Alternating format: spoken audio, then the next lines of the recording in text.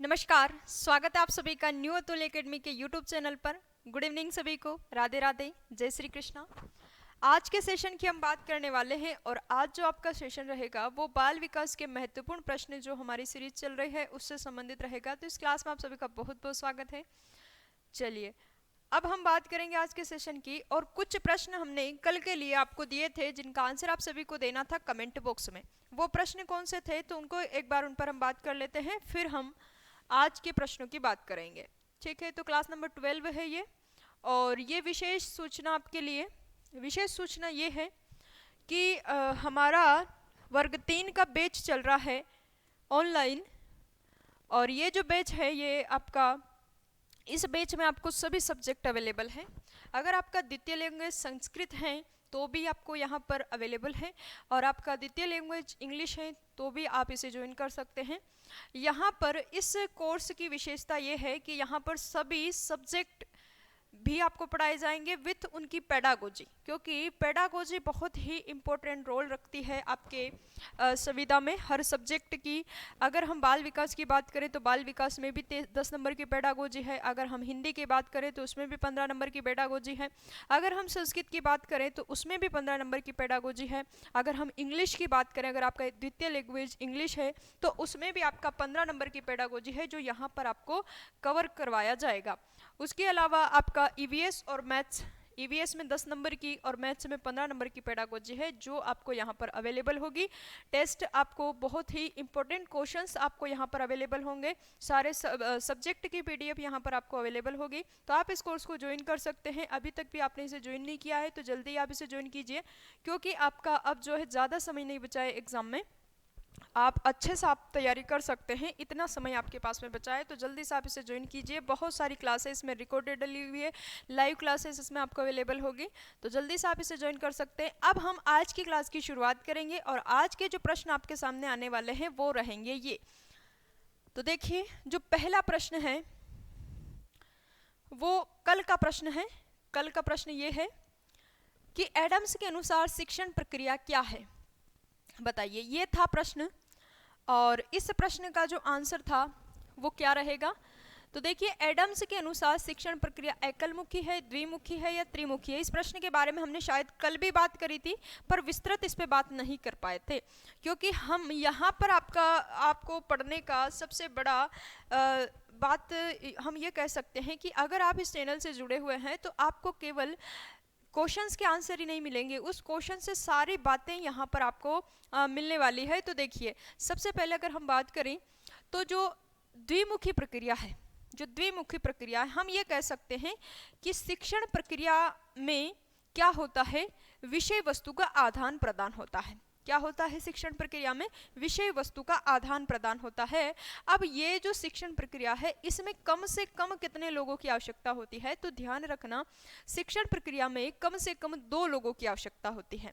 और आपके एडम्स महोदय कहते हैं या हमारा भारतीय दृष्टिकोण कहता है कि कम से कम वो 2 लोग कौन कौन होने चाहिए, तो एक तो होना चाहिए शिक्षक और एक होने चाहिए शिक्षार्थी, एक होना चाहिए शिक्षार्थी।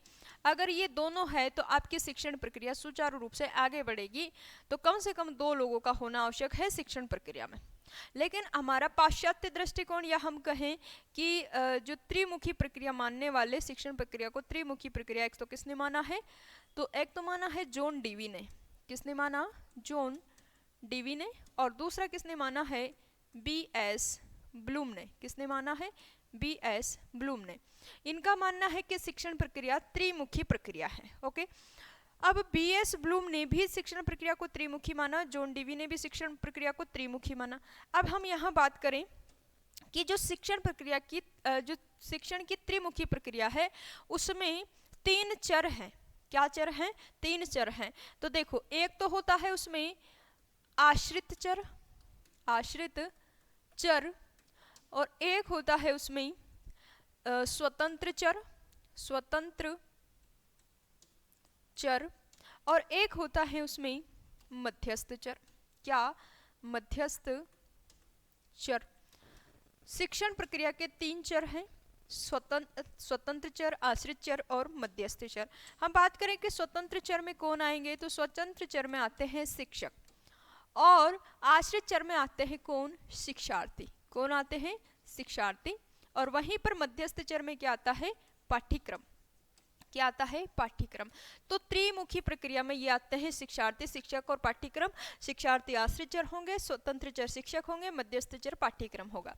शिक्षक स्वतंत्र चर होते हैं, इसीलिए एस के कोचर ने कहा था कि एक शिक्षक को सभी शिक्षण विधियों का ज्ञान इस प्रकार से होना चाहिए जैसे एक सैनिक को सभी अस्त्र शस्त्रों का ज्ञान होता है।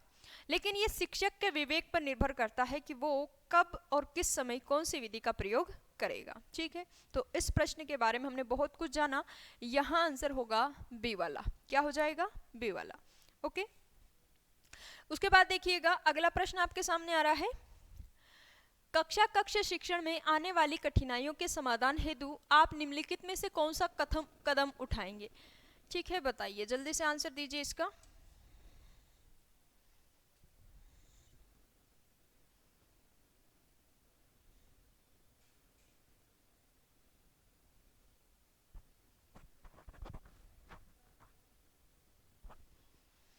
तो देखिए आपने इसका आंसर दे दिया होगा, सुधार करना। इसमें कक्षा प्रबंधन में सुधार करना, कक्षा में छात्रों को कार्य देना, कक्षा का कारण जानना एवं शिक्षण में सुधार करना, या फिर छात्रों के व्यवहार में सुधार करना।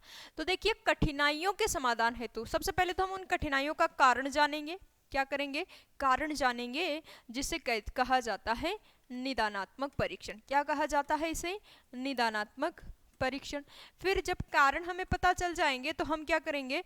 उन कठिनाइयों को दूर करने के लिए पुनः शिक्षण करवाएंगे, यानी अपने शिक्षण में सुधार करेंगे, जिसे कहा जाता है उपचारात्मक शिक्षण। उपचारात्मक शिक्षण इसे कहा जाता है। कौन सा शिक्षण? उपचारात्मक शिक्षण। ओके, क्लियर हो गया। तो हमारा जो आंसर होगा यहाँ पर क्या होगा? सी वाला। चलिए अगला प्रश्न है आपके सामने। बालक के विकास के संदर्भ में निम्नलिखित में से कौन सा सत्य है? बालक के विकास के संदर्भ में निम्नलिखित में से इनमें से कौन सा सत्य है, ये आपको बताना है। तो कमेंट कीजिए जल्दी से।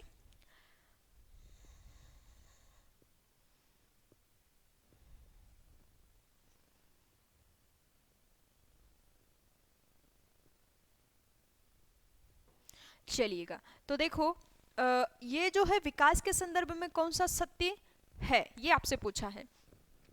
तो विकास की गति बालक और बालिकाओं में एक समान होती है ना? ये तो गलत है। विकास केवल आनुवंशिकी का परिणाम है, ये भी गलत है। विकास आनुवंशिकता और वातावरण की अंतःक्रिया का परिणाम होता है। विकास सतत प्रक्रिया नहीं है, ये भी गलत है। विकास एक सतत प्रक्रिया है जो गर्भावस्था से प्रारंभ होकर जीवन पर्यंत चलती है। ठीक है, पर यहाँ पर सही पूछा था कि विकास सामान्य से विशिष्ट की ओर अग्रसर होता है। बिल्कुल, बालक पहले सामान्य क्रियाएं सीखता है, उसके बाद विशिष्ट क्रियाएं सीखता है। तो विकास सामान्य से विशिष्ट की ओर होता है, ये बात सही है। बी आंसर आपका सही हो जाएगा यहाँ पर।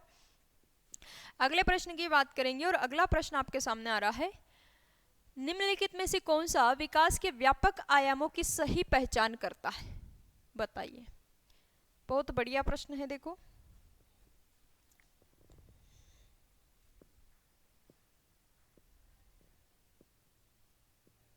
चलिए जल्दी से दीजिए आंसर सभी।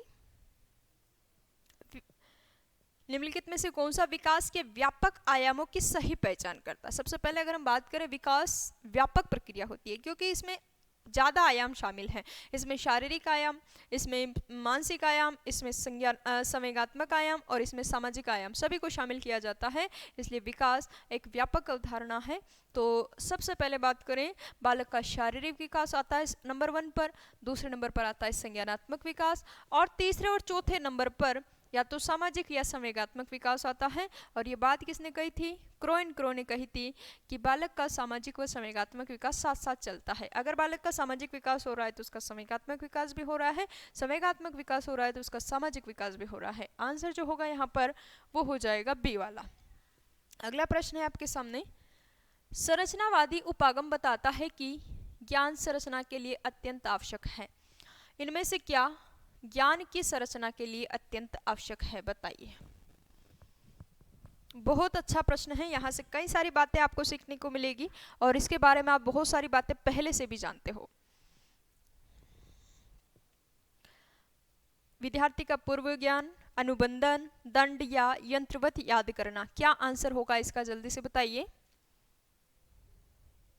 चलिए, तो आप सभी ने इसका आंसर लगा लिया होगा। जहाँ तक मुझे पता है, इसका प्रश्न का जो आंसर है आपका जो है आपका, हम कह सकते हैं कि आप सोच पा रहे होंगे कि हमारी जो वर्तमान में बाल केंद्रित शिक्षा पद्धति है वो संरचनावाद पर या हम कहें प्रयोगवाद पर, वहाँ पर कौन सी विचारधारा माना जाता है, तो प्रयोगवादी विचारधारा और करके सीखने के सिद्धांत की बात करती है हमारी बाल केंद्रित शिक्षा पद्धति। एनसीएफ 2005 में हमारा यही कहता है कि हमारी जो शिक्षा पद्धति है वो कैसी होनी चाहिए, करके सीखने के सिद्धांत पर। और करके सीखने के सिद्धांत का मतलब यह है कि बालक सक्रिय रहना चाहिए, है ना, शिक्षण प्रक्रिया में बालक सक्रिय रहना चाहिए। तो पियाजे और वाइगोत्स्की दोनों का ही ये मानना है कि एक बालक सक्रिय रहता है तभी वो समाज से अंतःक्रिया करता है और अपने जो है अपना विकास करता है, ये बात कहते हैं वाइगोत्स्की। और पियाजे कहते हैं कि बालक एक नन्हा वैज्ञानिक है और वातावरण से नियमों की खोज करता है और अपने स्कीमा का निर्माण करता है। यानी दोनों ही बच्चे की सक्रियता की बात करते हैं, दोनों ही बच्चे की सृजनात्मकता का विकास की बात करते हैं, दोनों ही बच्चे की रचना शक्ति के पोषण की बात करते हैं। यानी संरचनावाद किस पर आधारित है, किसकी विचारधारा पर, तो हम कह सकते हैं पियाजे और वाइगोत्स्की। ठीक है, तो यहाँ पर जो आंसर होगा, ये दोनों ही पूर्व ज्ञान की बात करते हैं। पूर्व ज्ञान से नवीन ज्ञान की ओर बालक बढ़ता है, यानी पहले से उसे ज्ञान होता है। जबकि जोन लोग क्या कहते हैं कि बालक पूरा का पूरा कोरी स्लेट होता है। इसलिए जोन लोग के विचारों को नहीं मानकर किसके विचारों को माना जाता है, पियाजे, रूसो और वाइगोत्स्की। हमारा जो आंसर होगा वो कौन सा होगा यहाँ पर, ए वाला। अगला प्रश्न आपके सामने आ रहा है, आंसर दीजिएगा इसका। भाषा की सबसे छोटी अर्थपूर्ण इकाई क्या है? भाषा की सबसे छोटी अर्थपूर्ण इकाई क्या है, जल्दी से बताइए। स्वनिम, ध्वनिम, रूपग्राम या अर्थविन्यास? भाषा की सबसे छोटी अर्थपूर्ण इकाई क्या है, ये जल्दी से आपको बताना है।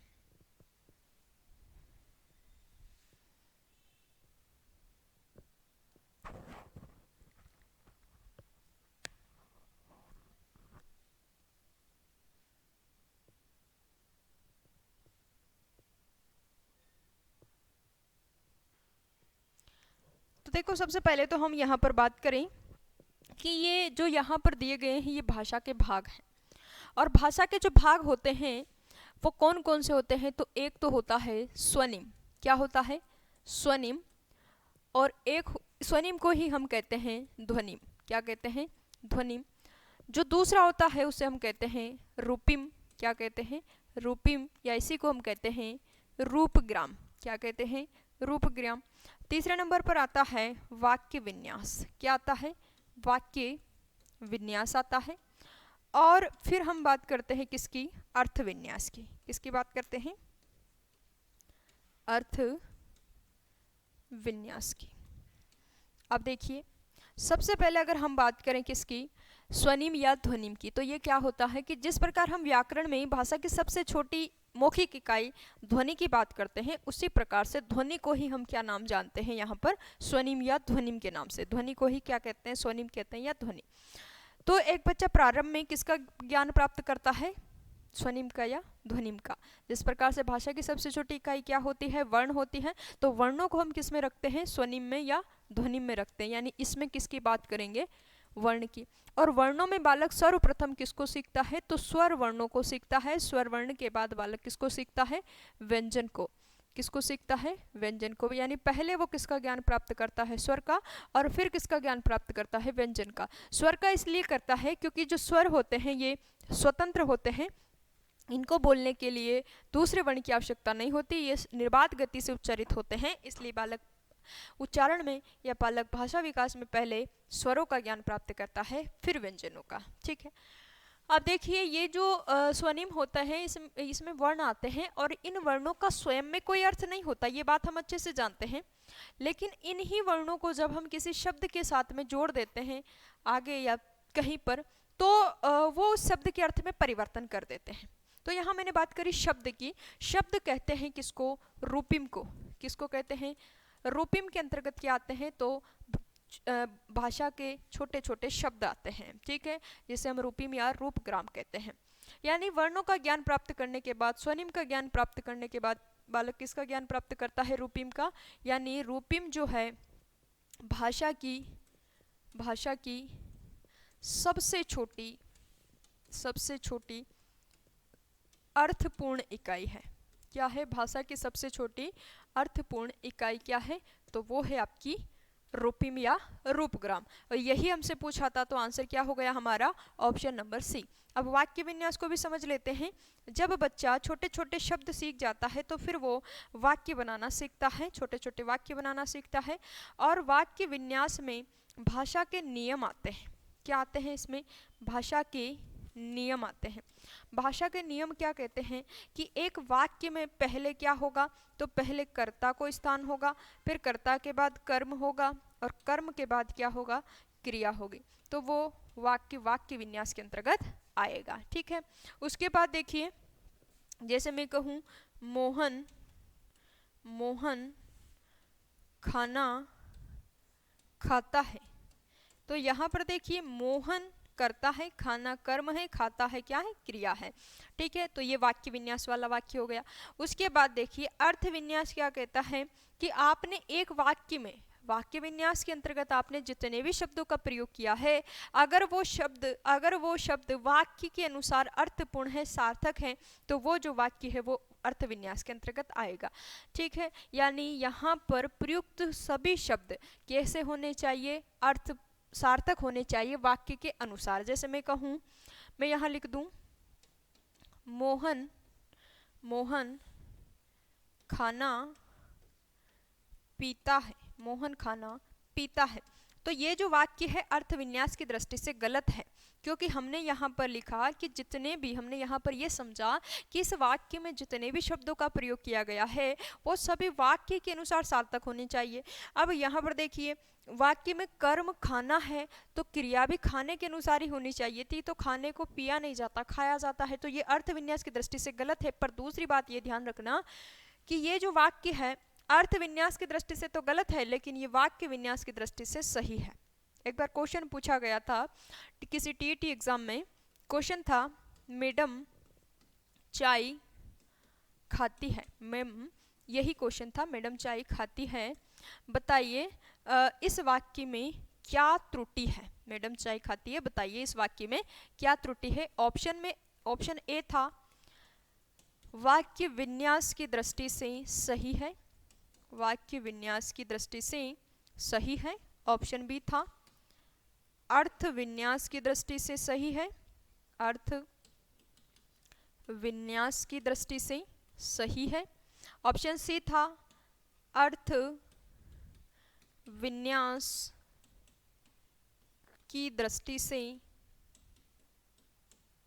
गलत है, और ऑप्शन डी था वाक्य विन्यास की दृष्टि से सही है, वाक्य विन्यास की दृष्टि से सही है, लेकिन अर्थ विन्यास की दृष्टि से गलत है, अर्थ विन्यास की दृष्टि से गलत है।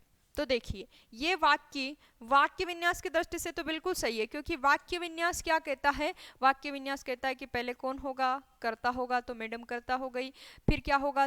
कर्म, तो कर्म क्या हो गई? चाय हो गई, और खाना खाती है क्या है? यहाँ पर क्रिया हो गई। तो ये कर्ता होगा, ये कर्म है, और ये क्रिया है, यानी ये वाक्य विन्यास की दृष्टि से तो बिल्कुल सही है।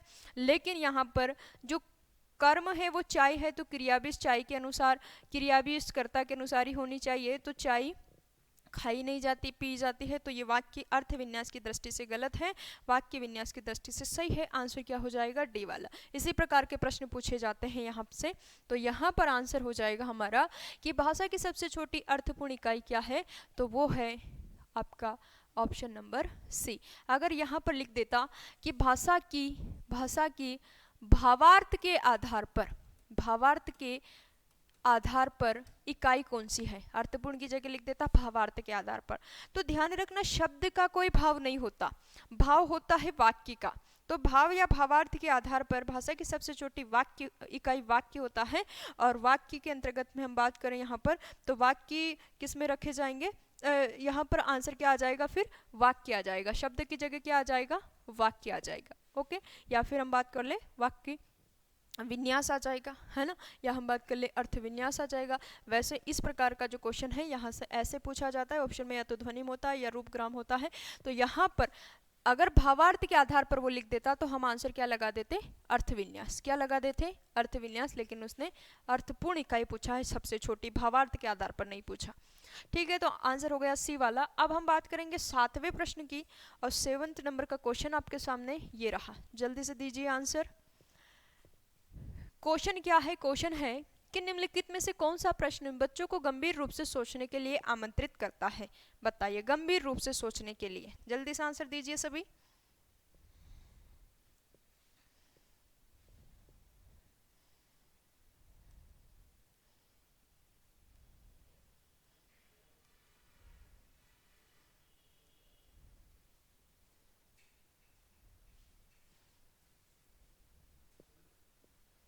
चलिए, हो गया होगा आपका आंसर। निम्नलिखित में से कौन सा प्रश्न बच्चों को गंभीर रूप से सोचने के लिए आमंत्रित करता है। तो देखिएगा, विभिन्न तरीकों से हम इसे कैसे हल कर सकते हैं। यहाँ पर प्रयोग होगा अपसारी चिंतन का। किसका होगा, डाइवर्जेंट थिंकिंग का यहाँ पर प्रयोग होगा। ये है अपसारी चिंतन का उदाहरण। किसका उदाहरण है, अपसारी चिंतन का। आउट ऑफ द बॉक्स चिंतन के नाम से हम जिसे जानते हैं, इसी को हम कहते हैं सृजनात्मक चिंतन। कौन सा चिंतन कहते हैं, सृजनात्मक चिंतन। यानी हम अगर कोई समस्या है तो हम बच्चों को ये कह रहे हैं कि विभिन्न पद्धतियों से, विभिन्न विधियों से, विभिन्न तरीकों से इसे हम कैसे सॉल्व कर सकते हैं। तो बालक अपने अपने मौलिक विचार वहाँ पर प्रस्तुत करेगा, जिससे उसके मौलिक विचारों को जानने का हमें अवसर मिलेगा, और उन विचारों को जानकर हम वो जैसे अच्छे से प्रगति कर सकता है, वैसे उसे उसकी सृजनात्मकता को पोषण बढ़ावा देने के अवसर उसे प्रदान करेंगे, जिसको हम अपसारी चिंतन या सृजनात्मक चिंतन या मौलिक चिंतन के नाम से, डाइवर्जेंट थिंकिंग के नाम से हम जानते हैं, आउट ऑफ द बॉक्स चिंतन के नाम से हम इसे जानते हैं। ठीक है, चलिएगा अगला प्रश्न आपके सामने आ रहा है, क्वेश्चन नंबर 8। एक भाषा शिक्षक कक्षा में कविता का विवरण समझाकर कक्षा में कविता पाठ पढ़ा रहा है और छात्रों को स्पष्टीकरण से निष्कर्ष निकालने या व्यापक विचार करने के लिए कह रहा है। यह एक उदाहरण है। बताइए, काय का उदाहरण होगा ये? आगमनात्मक तर्क का उदाहरण होगा, निगमनात्मक तर्क का उदाहरण होगा, अवधारणा मानचित्रण का उदाहरण होगा, या परिकल्पना परीक्षण का उदाहरण होगा। ठीक है, पहले क्या समझा रहा है, कविता का विवरण समझा रहा है। जल्दी से आंसर दीजिए।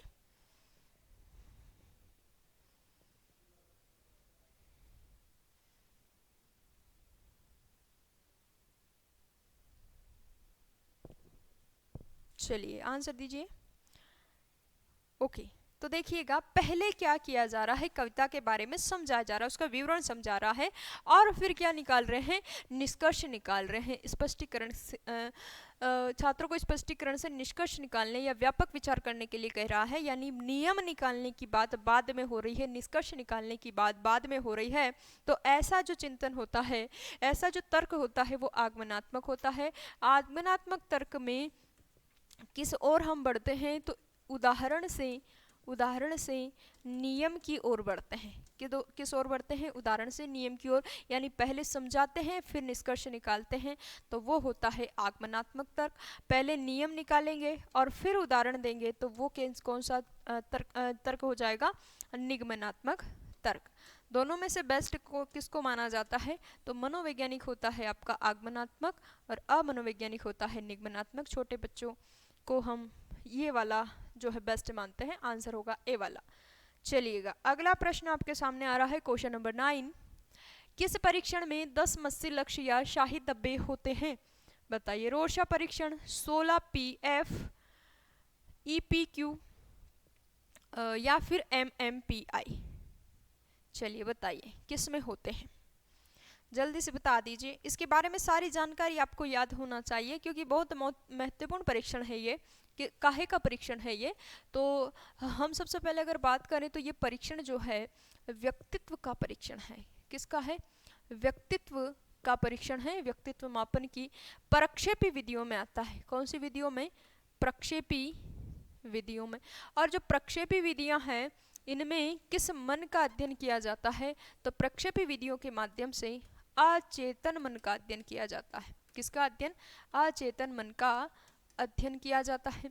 और ये जो प्रक्षेपी विधियां हैं, इनमें से एक विधि आती है आपकी IBT। कौन सी विधि, IBT। इस IBT विधि का जो पूरा नाम है उसे हम कहते हैं इंक ब्लोट टेस्ट, यानी इसमें एक शाही का धब्बा होगा। क्या होगा? शाही का धब्बा, इसलिए इसे शाही धब्बा परीक्षण या मस्सी, ये यहाँ पर जो आपका दिया है मस्सी लक्ष्य या मस्सी शाही धब्बा परीक्षण के नाम से इसे हम जानते हैं। रोरशा शाही धब्बा परीक्षण भी इसे हम नाम देते हैं, क्योंकि इसके जो प्रवर्तक थे वो थे हरमन रोरशा। कौन थे? हरमन रोरशा। और ये परीक्षण कब आया? तो ये आया 1921 में। अब देखिए इसमें क्या होता है, इसमें 10 कार्ड होते हैं जिस पर इंक के धब्बे बने होते हैं, है ना, इंक के धब्बे बने होते हैं, जिनमें से 5 कार्ड जो होते हैं वो काले सफेद होते हैं, 2 कार्ड काले लाल होते हैं और 3 कार्डों पर विभिन्न रंगों के धब्बे बनाए जाते हैं। तो हमारा आंसर होगा कि किस परीक्षण में 10 शाही के धब्बे होते हैं या मस्सी लक्ष्य होते हैं, तो वो होगा रोरशा परीक्षण, जो हरमन रोरशा के द्वारा बनाया गया 1921 में। ठीक है, चलिए अगला प्रश्न आपके सामने है, क्वेश्चन नंबर 3। अपने ऊर्जा बल को बाहर की ओर अभिव्यक्त करने वाले व्यक्ति का प्रकार इनमें से बताइए। क्या होगा आंसर? जल्दी से बताओ कमेंट करके। ज्ञानात्मक व्यक्तित्व, बहिर्मुखी, कलात्मक या धार्मिक?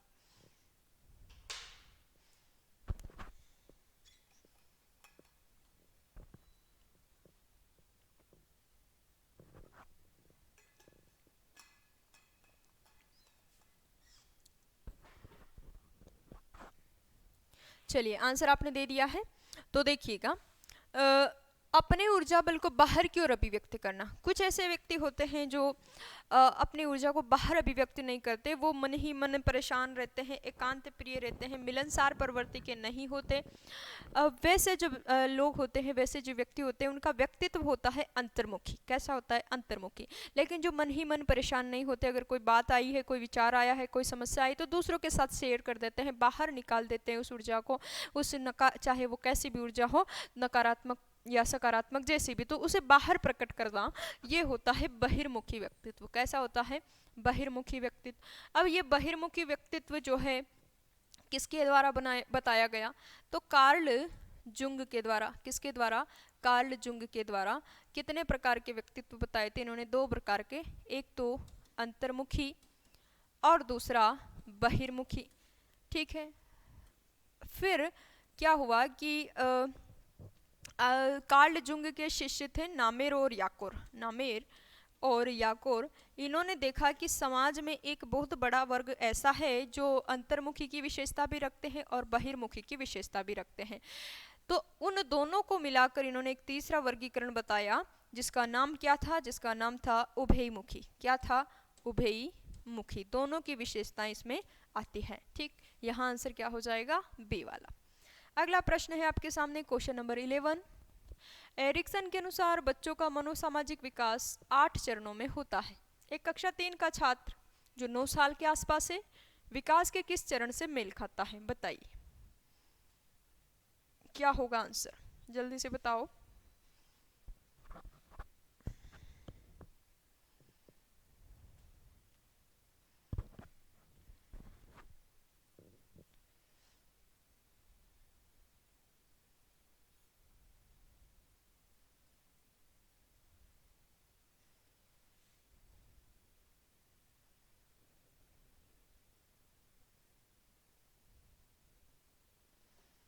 चलिए आंसर आ चुका है आप सभी का।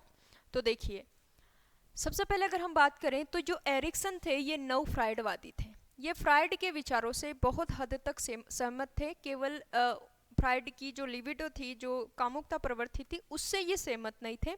बाकी ये उनके शिष्य थे, नव फ्राइडवादी कहलाते हैं। तो इन्होंने एक बालक के विकास को समझते हुए जीवन अवधि विकास सिद्धांत दिया, जिसे हम मनोसामाजिक विकास के नाम से भी जानते हैं।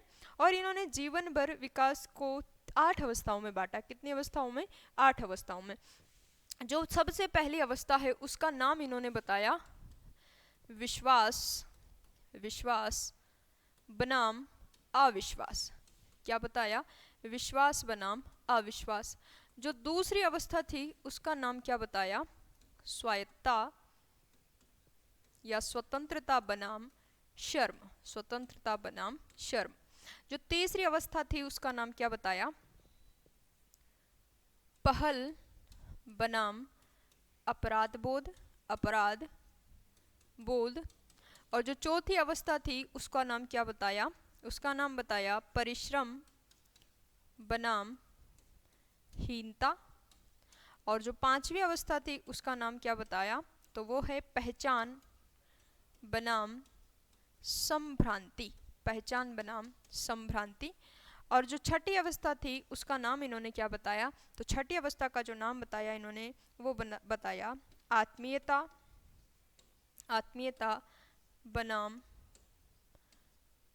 अलगाव। और जो सातवीं अवस्था थी उसका नाम इन्होंने बताया क्या? तो वो थी जननात्मकता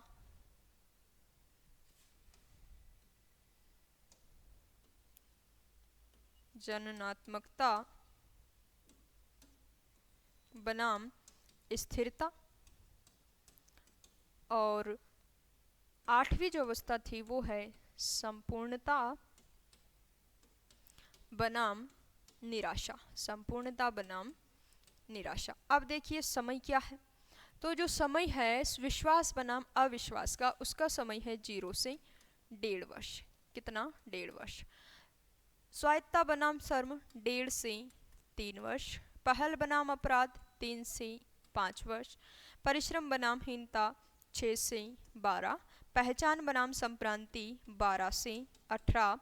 और आत्मीयता बनाम अलगाव 18 से 35। और जननात्मकता बनाम स्थिरता तो ये है 35 से 60, 65 जितना भी मानना है हमें। और संपूर्णता बनाम निराशा है 60 के बाद, ठीक है, 60-65 के बाद। ठीक है, तो यहाँ देखिए 9 साल का बच्चा है तो कहाँ आएगा? 6 से 12 यानी परिश्रम बनाम हीनता। अब इस परिश्रम बनाम हीनता का जो ऑप्शन है वो दिया है बी नंबर पर, तो हमारा आंसर क्या हो जाएगा यहाँ पर? ऑप्शन नंबर बी वाला। क्या हो जाएगा? ऑप्शन नंबर बी वाला। ओके, चलिए, परिश्रम बनाम हीनता, इसी को उद्यमिता बनाम हीनता के नाम से भी हम जानते हैं। चलिए अगला प्रश्न आ रहा है आपके सामने, प्रश्न नंबर 12।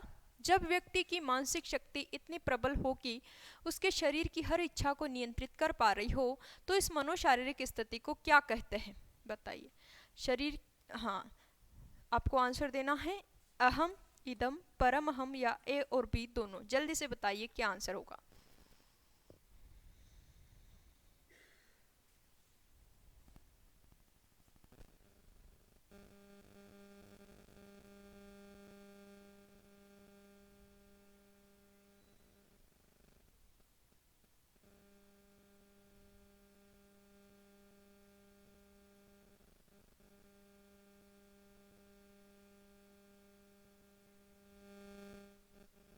ठीक है, समझ में आ गया होगा आपको, आंसर भी आपने दे दिया होगा। तो देखिए, मानसिक शक्ति इतनी प्रबल हो कि उसके शरीर की हर इच्छा को नियंत्रित कर पा रही हो, यानी मानसिक शक्ति ऊपर रहेगी और शारीरिक शक्ति नीचे, यानी सॉरी थोड़ा सा मिस्टेक, शारीरिक शक्तियाँ, शारीरिक जो आवश्यकताएं हैं वो उनका पलड़ा यहाँ पर कमज़ोर रहेगा। हर जो है उस पर कंट्रोल किसका रहेगा?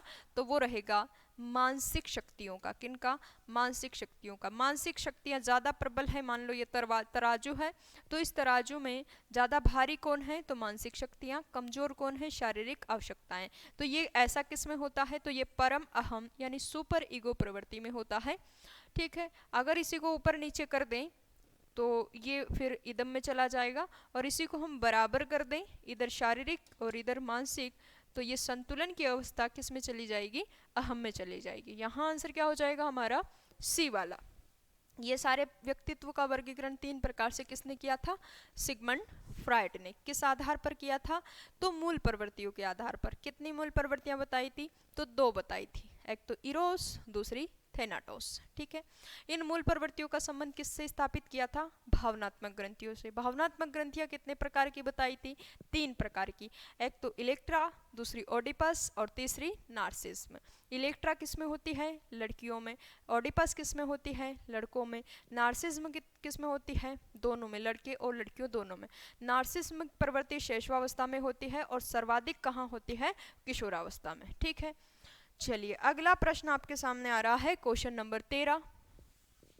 निम्न में से कौन सा चोरी का कारण नहीं हो सकता? बताइए।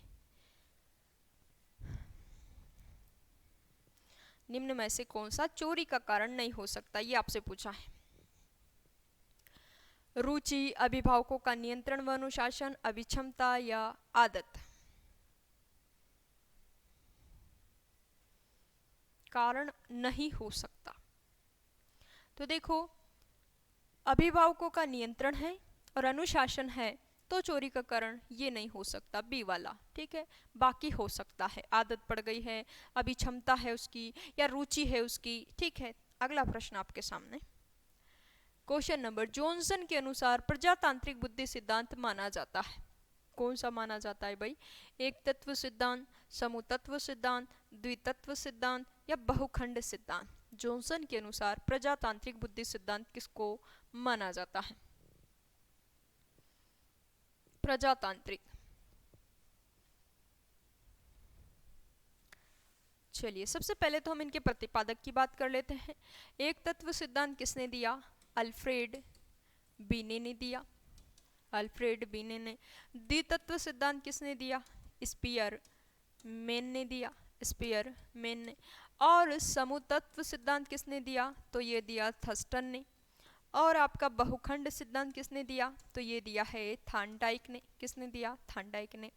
उसके बाद हम बात करते हैं कि जो जॉनसन महोदय है उन्होंने एक तत्व सिद्धांत को क्या नाम दिया? तो इन्होंने इसे निरंकुशवादी नाम दिया। क्या नाम दिया? निरंकुशवादी सिद्धांत कहा। जॉनसन ने एक तत्व सिद्धांत को निरंकुशवादी सिद्धांत कहा, द्वितत्व सिद्धांत को राजतंत्रात्मक सिद्धांत कहा। द्वितत्व सिद्धांत को कौन सा सिद्धांत कहा? राजतंत्रात्मक सिद्धांत कहा। और जो बहुखंड सिद्धांत है इसे जॉनसन ने क्या कहा?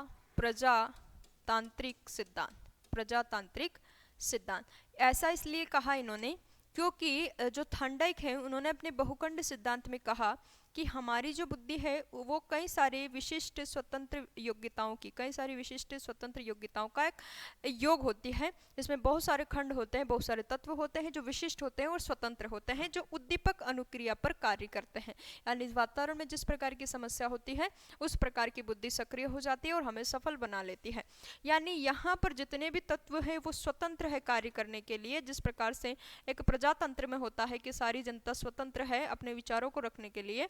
तो जॉनसन ने इसे प्रजातांत्रिक बुद्धि सिद्धांत कहा। आंसर क्या होगा? फोर्थ वाला। क्या हो जाएगा यहाँ पर? D answer. चलिएगा अगले प्रश्न की बात करेंगे। अगला प्रश्न आपके सामने 15वां, जीन और गुणसूत्र माता के गर्भ में गर्भधारण के समय बालक में माता पिता से रिक्त स्थान पहलुओं को हस्तांतरित करते हैं? पोषक, सामाजिक, नैतिक या आनुवांशिक? क्या आंसर होगा? चलिए बताइए क्या आंसर हो जाएगा इसका।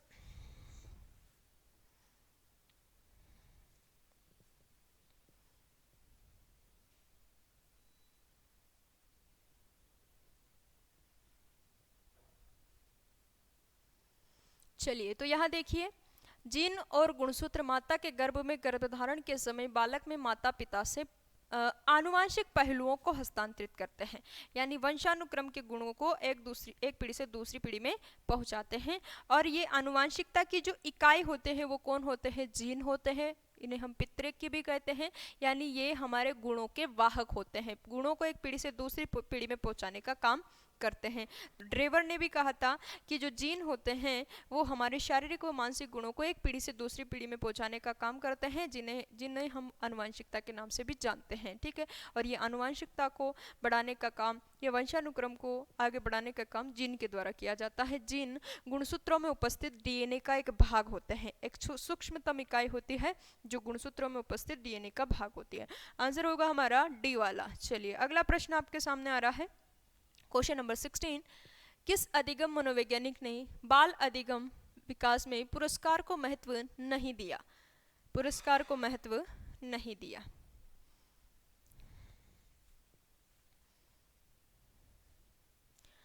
चलिए जल्दी से बताइए, थांडाइक, पावलोव, स्किनर या गुथरी, इनमें से क्या आंसर हो जाएगा?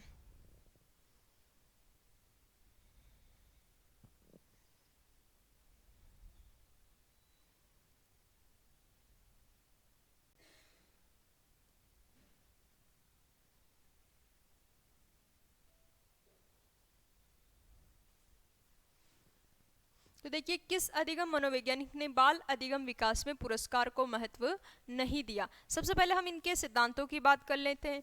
थांडाइक के सिद्धांत का नाम क्या है? तो इनका नाम है SR थ्योरी, उद्दीपक अनुक्रिया सिद्धांत।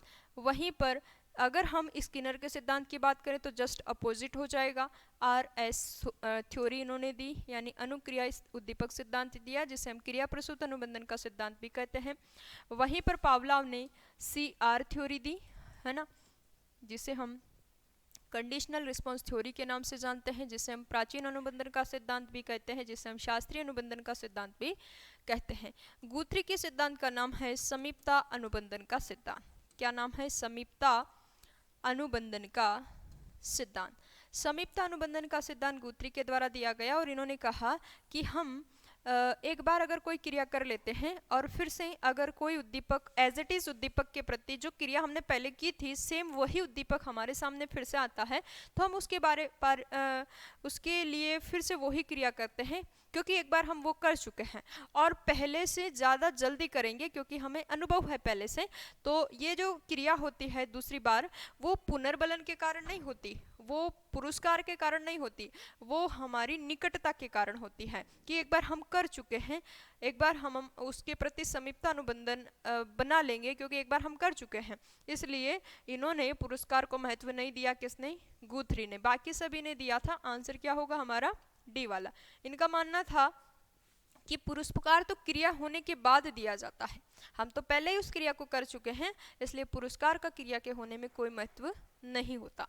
चलिए अगला प्रश्न आपके सामने आ रहा है, क्वेश्चन नंबर 17। भारत में अभिक्रमित अनुदेशन का प्रसार कब हुआ? भारत में अभिक्रमित अनुदेशन कब आया? जल्दी से बताइए। 1950, 1970, 1973 या 1963?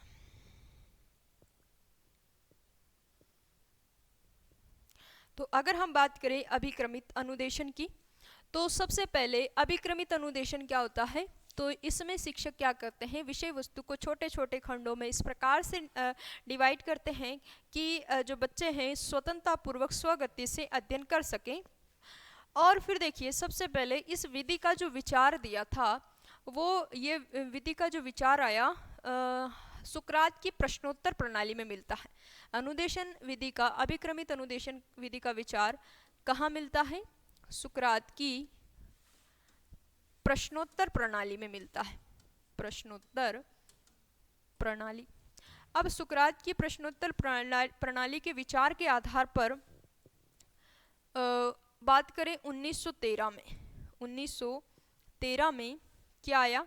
1913 में थांडाइक ने एक नियम दिया, और वो नियम था आंशिक क्रिया का नियम। आंशिक क्रिया का नियम। आंशिक क्रिया का नियम क्या कहता है कि अगर विषय वस्तु बड़ी है तो उसे छोटे छोटे खंडों में बांट लिया जाए ताकि विषय वस्तु आसान हो जाए। अभिक्रमित अनुदेशन में भी तो ऐसे ही किया जाता है, विषय वस्तु को छोटे छोटे खंडों में बांटकर बच्चों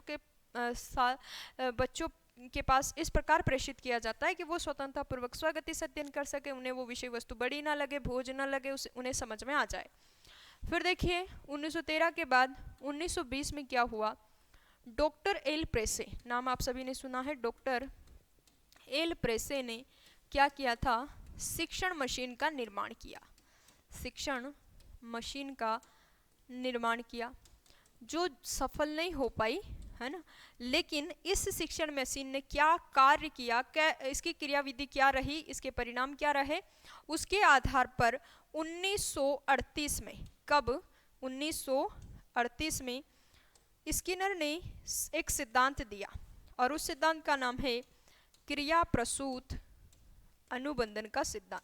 किसके आधार पर दिया था ये, शिक्षण मशीन की क्रियाविधि के आधार पर सिद्धांत आया क्रिया प्रसूत अनुबंधन का सिद्धांत, जो किसने दिया, स्किनर ने। किसने दिया, स्किनर ने। और इनका सहयोग किसने किया था, स्किनर के सहयोगकर्ता कौन थे, तो वो थे डॉक्टर एल प्रेसे, इन्होंने इनका सहयोग किया था।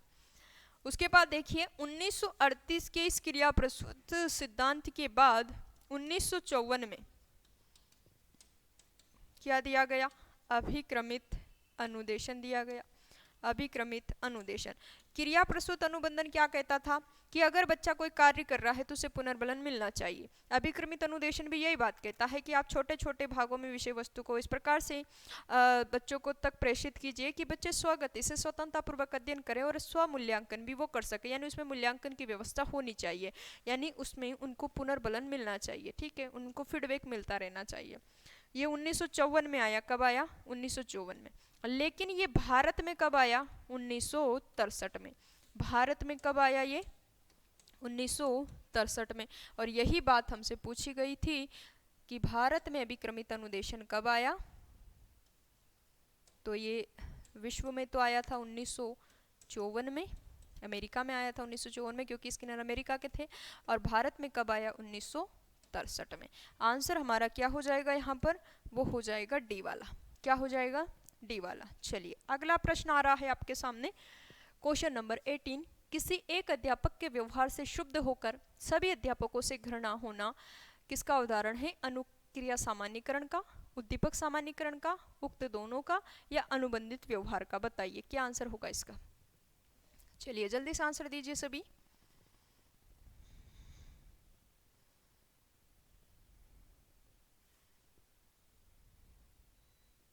किसी एक अध्यापक के व्यवहार से क्षुब्ध होकर सभी से घृणा करना, एक अध्यापक के व्यवहार से परेशान होकर, वो अच्छा उनका व्यवहार नहीं है तो उनसे बच्चे क्षुब्ध हो गए हैं तो सभी से वो घृणा कर रहे हैं, तो ये किसका उदाहरण है, उद्दीपक सामान्यीकरण का है। और ऐसी बात किसके द्वारा की गई थी, तो ये पावलोव के द्वारा अपने शास्त्रीय अनुबंधन के सिद्धांत में की गई थी। चलिए आंसर हो जाएगा ऑप्शन नंबर बी। अगला प्रश्न है आपके सामने क्वेश्चन नंबर 19, और 19 क्या है, 19 है देखो, थकान इत्यादि से व्यवहार में उत्पन्न परिवर्तन को, थकान इत्यादि से व्यवहार में उत्पन्न परिवर्तन को अधिगम कहा जाता है, नहीं, हाँ, अनिश्चित या कभी कभी। बताइए क्या आंसर होगा इसका। थकान इत्यादि से व्यवहार में उत्पन्न परिवर्तन को क्या अधिगम कहा जाता है, तो ध्यान रखना हमारे व्यवहार में परिवर्तन दो तरीके से होते हैं, स्थायी भी परिवर्तन होते हैं और अस्थायी भी। स्थायी परिवर्तन अनुभव, प्रशिक्षण और किसके माध्यम से, अभ्यास के माध्यम से होते हैं। इसके अलावा जो भी परिवर्तन होते हैं वो अस्थायी होते हैं, उन्हें हम अधिगम नहीं कहते। तो यहाँ आंसर होगा नहीं, थकान के कारण जो परिवर्तन होता है वो अधिगम नहीं कहलाएगा, क्योंकि जैसे ही हम थकान दूर होगी फिर से हमारा व्यवहार पहले जैसा हो जाएगा, यानी यहाँ पर परिवर्तन तो हुआ लेकिन अस्थायी हुआ। अगला प्रश्न आपके सामने आ रहा है क्वेश्चन नंबर 20 से देखो, निम्नलिखित में से कौन सा यथार्थवादी चिंतन का उदाहरण है, इनमें से कौन सा यथार्थवादी चिंतन का उदाहरण है, अभिसारी चिंतन, सृजनात्मक चिंतन, स्वली चिंतन या आलोचनात्मक चिंतन। बताइए क्या इसका आंसर हो जाएगा, कौन सा इनमें से स्वली चिंतन का उदाहरण है, अभिसारी, सृजनात्मक, स्वली, आलोचनात्मक चिंतन। एक और प्रश्न का आंसर आपको देना है, इन दोनों प्रश्नों का आंसर आज आपको कमेंट बॉक्स में देना है। 21वां प्रश्न है, रोर्शा व्यक्तित्व परीक्षण में कितने कार्डों पर विभिन्न रंग के रंग थे, है ना, 3, 5, 2 या 10। चलिए ये दोनों प्रश्नों के आंसर आप सभी को देना है कमेंट बॉक्स में, और वीडियो आपको पसंद आई है तो लाइक करना बिल्कुल नहीं भूलना है आपको। अब दूसरी बात ये देखिए कि यहाँ पर आपके लिए कुछ जो है हम बात करें कि सुनहरा अवसर है हमारा बैच चल रहा है। अगर आप घर बैठे इस बैच से जुड़कर तैयारी करना चाहते हैं तो ये बैच आपके लिए बहुत ही हेल्पफुल होगा। घर बैठे आप प्रॉपर इसमें, अगर आप चाहें तो हम क्लास देखकर नोट्स बना सकते हैं, अगर आप चाहें तो क्लास की पीडीएफ देख सकते हैं वहीं पर, है ना। तो ये घर बैठे तैयारी का आपके लिए बहुत ही सुनहरा अवसर है, तो आप इसे ज्वाइन कर सकते हैं। बहुत ही नाम मात्र के शुल्क में आप इस बैच को ज्वाइन कर सकते हैं, जहाँ पर आपको बहुत सारी पठन सामग्री अवेलेबल होगी। आपके बात करें कि पूरा का पूरा सिलेबस पर आधारित कोर्स है, इसमें इंग्लिश लैंग्वेज भी है आपकी, तो इंग्लिश वाले बच्चे भी परेशान ना हो, वो भी इसे ज्वाइन कर सकते हैं। बहुत ही बढ़िया तरीके से सर के द्वारा यहाँ पर जो है इंग्लिश पेडागोजी की क्लासें ली जा रही है, तो आप इसे ज्वाइन कर सकते हैं। संस्कृत वाले भी इसे ज्वाइन कर सकते हैं। चलिए, सभी सब्जेक्ट की पेडागोजी यहाँ पर आपको कवर करवाई जाएगी विथ थ्योरी। बाकी सब्जेक्ट की जो क्लासें हैं वो भी चलेगी और पेडागोजी भी रहेगी, ठीक है। तो क्लास अच्छी लगी हो तो वीडियो को लाइक आपको ज़रूर करना है, और आपके कोई भी विचार है, कोई भी कमेंट है आप करना चाहते हो, कोई डाउट है आपका, तो आप सभी उन्हें रखेंगे कमेंट बॉक्स में। अब हम मिलेंगे मंडे को, तब तक के लिए आप सभी का बहुत बहुत धन्यवाद। जय हिंद, जय भारत।